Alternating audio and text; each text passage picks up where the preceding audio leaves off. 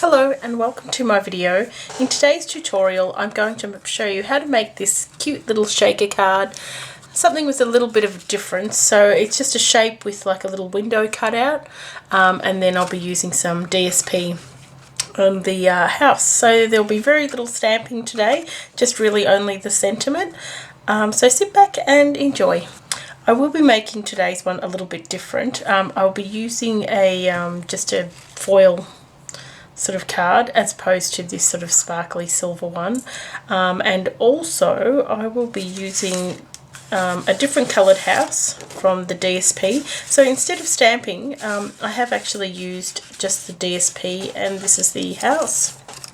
So I'll be going with the blue today, and so what I've done is I have actually used the house that coordinates with that. So not only will it use the stamps, it will cut out your stamps, it also will cut out the DSP from that set there. Now I'll be listing all the products used, all the Stampin' Up ones that I've used below. There are a couple of bits and pieces that are just for my stash. Unfortunately I might not know remember where I got them all from, but I'll do my best to let you guys know.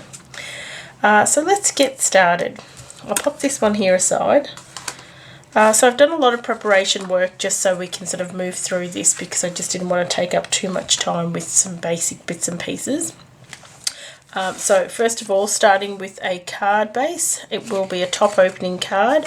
So I've used just half the length of an A4 sheet. So if you are using, I think it's letter, just do half the size of that. Now a couple of other bits and pieces. So obviously the foil, or whatever the top of your your shaker card will be, the frame of it. I do like the look of this sort of glossy, shiny paper. I just think it's nice for the bauble. And then we've got some DSP, which I'm just using that. This is just a piece of paper I've cut and just bannered myself. The bottom there, cutting in the middle, and then just meeting the corners to that point, making that into a banner. And then a scalloped die from the scalloped dies, they're coordinating the circle and scalloped die sets, and that'll sort of just sit on top of there. This I actually have, I don't know where I got this little die from. And you don't need to add this in, but if you have something, or purely just a circle punch with a hole punch in it, just to give that sort of look on the top, it's not necessary, but you can. From the rectangle set, I've got this one here, which is just the smallest one. That'll be used obviously for the sentiment, which I've pre-stamped in Pool Party, and that greeting actually is from the Itty Bitty Christmas sentiment set. A piece of acetate for your window, and that little house is just the insert. We won't be using that today, but certainly do keep it. You can use it for another card. The negatives, always hold on to those so that you can use them elsewhere. Getting started on making this. So it's just a few things just to prepare it. So I mean, it's fairly basic as far as what's involved here. However, just a little bit of patience getting this organized. So what I've done is I've got like a very I don't know what this is. This is like a 2mm craft foam. It's just like a big batch of it that I got. If you have some sort of craft foam, you want it at least 2mm thicker, even better, depending on what shakers you want to add. Oh, actually, sorry, I forgot to mention I have got a couple of shaker mixes. Just some things in my stash that I'll be using for those ones there.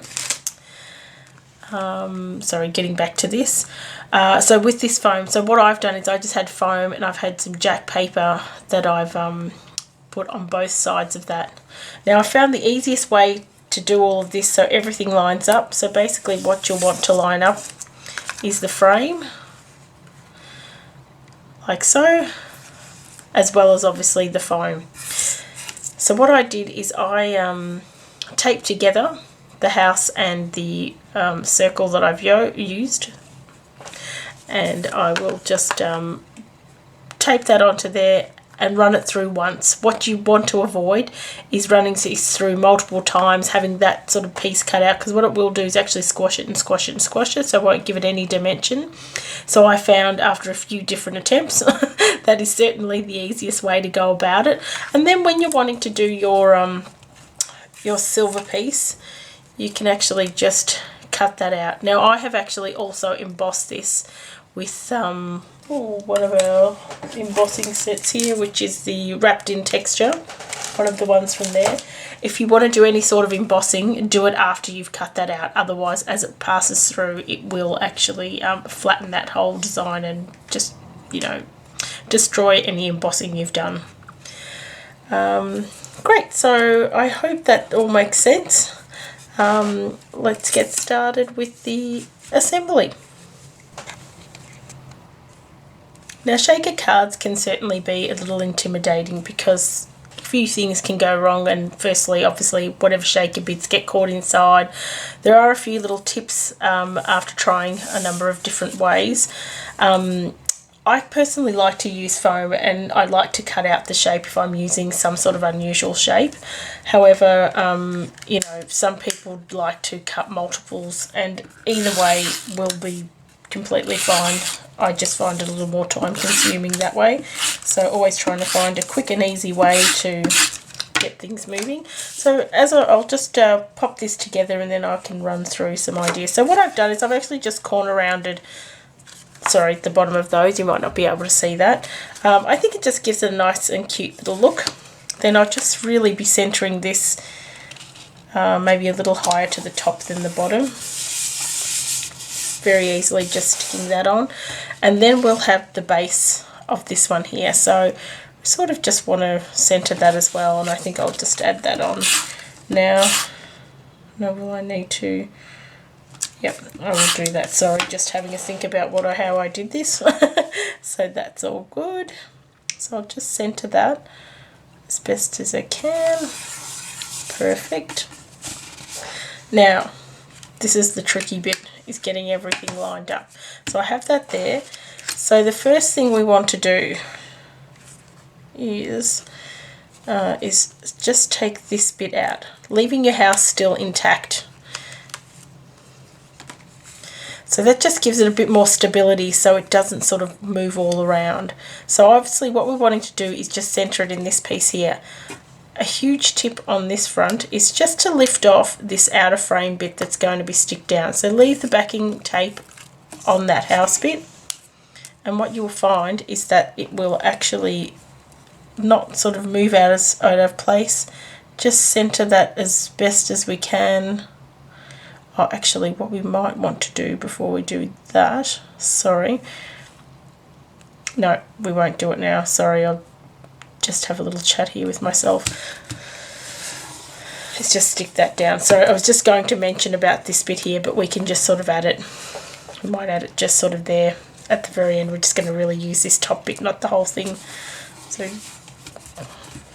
okay, so what should happen now is that it'll stick, because it still has backing tape on. That will just completely pop out, and you can use that for something else. You might even like to use it to back the other negative piece that you've got and pop it on the front of a card. So a few little tips and tricks. You always want to use some sort of static tool just to really make any of those edges not sticky. Now the idea with a shaker card is you've just got to make sure that every little section of this outer edge is completely adhered with no gaps, because then things can spill out and cause all sorts of problems. So that should hopefully not make a liar of me. But all this static tool does is it just takes out all that sort of sticky residue. So hopefully that should be fine. Now what we are going to do is we're going to stick this down. So I think we will just use tape runner for this as well, making sure that that's all really good. Now if you're using a liquid adhesive, you've got to be really, really careful not to spill any out on the edge, and I think that's why I'm sort of choosing to do this. as opposed to liquid adhesive. And then once again, you just want to line that up inside, and that'll just sit there. Lovely. Once again, if you want to just to be sure, give that a quick wipe. Okay, so now to add our little shaker mix. I've just used a combination of a couple of little secret mixes that I've just had in my little stash. It's terrible that there's lots of bits and pieces that I'm not quite sure where I've got those from. Actually, one place I did see, they actually said that if you open and huff, which I'm going to give these a go this time, if you huff, the hot air helps with the static. So just huffing into your bag like that just helps with the extra static. Okay. So what we want to do, I don't know if that's too much. It might be a tad too much. I might just take a little bit of that out. Obviously this is not a super high, so that's why I've sort of used these flat sequins, but obviously if you're going to put thicker sequins or beads or whatever it is in there, you just want to take, make sure that you have built up this, and you could possibly, you know, do a couple of layers of foam if you wanted to, or just use a foam tape to run around that very edge. But I just think this is nice because it just keeps it all flat. Okay, so a couple of other things I've been doing lately which I've really enjoyed and has made a bit of a difference is actually treating the acetate. So I'm not sure whether this is available all around the world, however I know it's here in Australia. It is just an anti-static spray. I'm sure there is a version of this in where you live. It's actually just for clothes, so when you're wearing clothes they don't sort of stick to you or to pantyhose or stockings or whatever else. So what I've been doing is I've been actually doing a wipe over just to allow that, and then turning it over and doing the same here. It just helps, and it actually does also clean the acetate. So, oops, you don't want to use a fluffy cotton thing that like I have and make a big mess, but you know, just something there. So I'm just putting my fingers all over that, making a mess of it.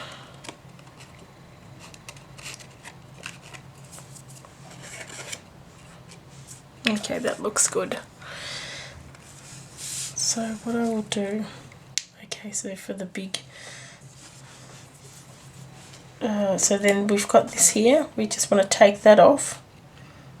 Now just being very careful not to shake anything or, you know, move those sequins around, because you don't want them jumping onto this sticky bit. Now we're just going to put this carefully over the top of that. Now just everything should just line up, making it nice and easy. Then pressing on there, just ensuring to get all of those edges in.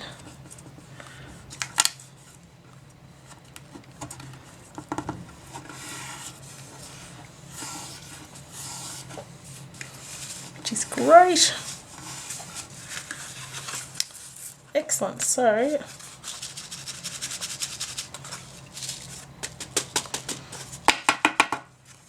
give it a bit of a shake around, probably a little overfull, but you can never have too much of a shaker in there.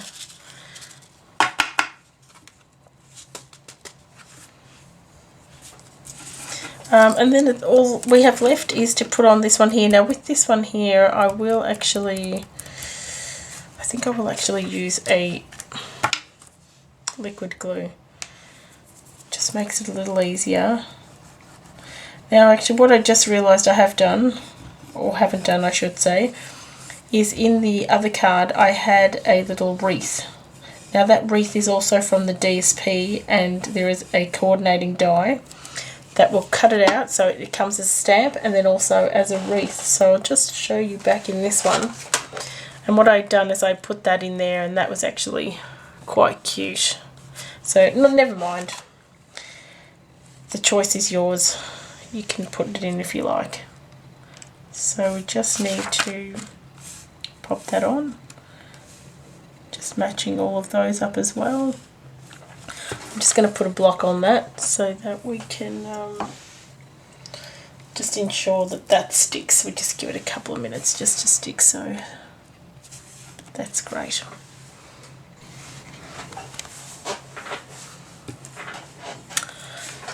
Okay, so what we'll do is actually I thought I had a change of heart. I did really like the wreath on the house. However, originally I was going to put it on the acetate, and then I was like, oh no, I'll put it inside. But actually, you know what, I don't mind it on the acetate, so I think I will on this particular card. So basically it's this one here. There is a coordinating die, however I just fussy cut it, so you know, much easier obviously to use a die, get a perfect cut. But if you don't mind fussy cutting, if it's only one, you know, all okay. So I will glue that on, and then I will just leave that to dry for another couple of minutes while I do some other bits and pieces. So just a little bit of wet glue seems to work nicely and best on acetate. I'll have to try and pick this up without making a mess. Okay, so I'll just sit that straight over the top.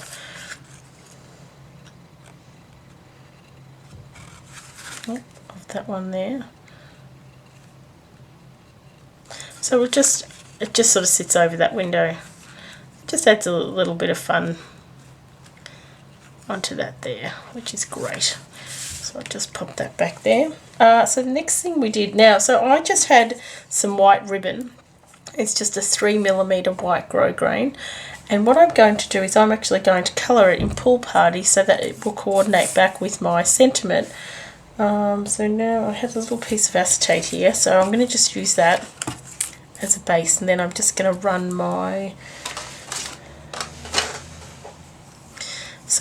dark Pool Party. That should be dark Pool Party, yes, and I'm just going to get the brush tip and just run that over. I just love that I can use these now to you know, make my own sort of coordinating ribbon. Something that really bothers me is when the colours don't quite coordinate. I can certainly put off, you know, just that last little embellishment to finish off a card. So that's just it there. Now I'm obviously just using this acetate just so that I don't dirty. Now that will dry in a minute, so hopefully that will be nice there. I'll just leave that sort of to one side so I don't get it all over the place. But being an alcohol ink, it will dry fairly quickly. So what we can do is we can do a couple of these other little embellishments. So I'm actually going to prop this up on some dimensionals, and I've got these cute little mini ones which are great for these smaller sentiments. I'll just put a few of these across, and then just as a little bit extra I'm just going to add a couple of those sequins onto this little sentiment. So I'll turn that over and I'll add those on. So how did I do it in this other card? I'll use a big red and a small red, and then blue over this other side. So I'm just going to dot, actually I'll use my little glue for that. Put a small one, or perhaps I won't. Now in these things I've got a little pin here somewhere. Once again, maybe I don't. I will have to use this.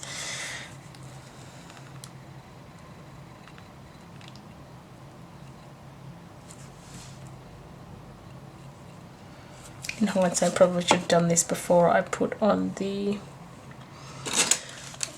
dimensionals. Just use it. Pick my pick tool.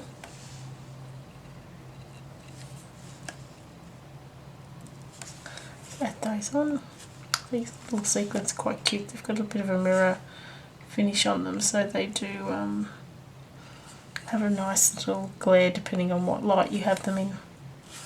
So just adding those all on. Excellent.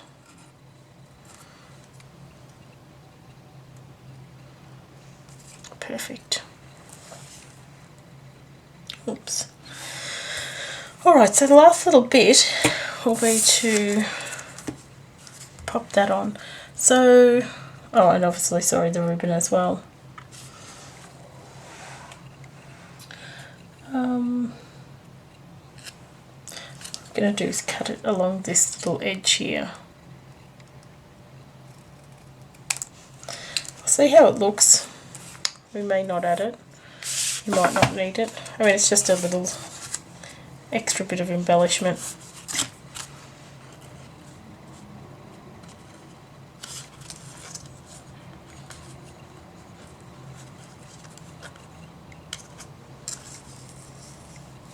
Oh yeah, I think I will add it. Then I'm just going to put the bow sort of sitting over the top anyhow, so that won't really matter. So you could just use a circle, as I said, and hole punch, or if you've got a special sort of die, or top of another die. Whatever works, or don't use it at all.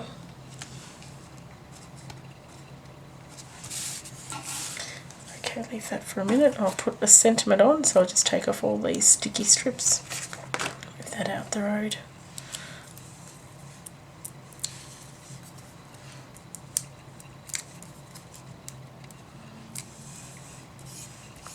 Now all measurements will be found in a PDF that will be linked below. I have started a little group on my Facebook page, so I will have a PDF with all those measurements and a little diagram if need be, just how best easy. It just is always quite brief just to give you an idea, but I do encourage you, make it your own and, use this as inspiration, make it exactly as you like, but obviously it just does help if you've got some measurements or guidelines. So that's really quite cute. So what I'm going to do is now I'll just make a little bow with this one here. I mean, I've cut off way more ribbon than I need. Cheeky, wasting all that ribbon. But yes, just make it. What I actually do like is when you do colour this, it does add extra stiffness to the ribbon. So it does actually make it a really lovely, nice bow. So I think that will sit there beautifully. I'll just trim that. And this is probably best used, I think, a little glue dot.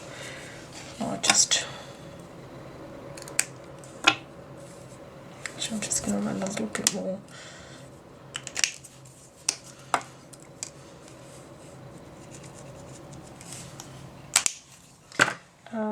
Let me get my glue dots. They are here somewhere.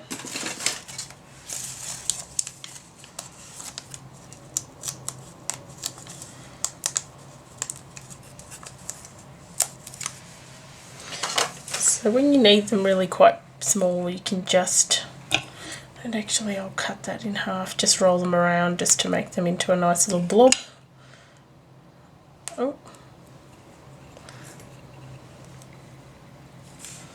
Just attach that there. That will sit on top.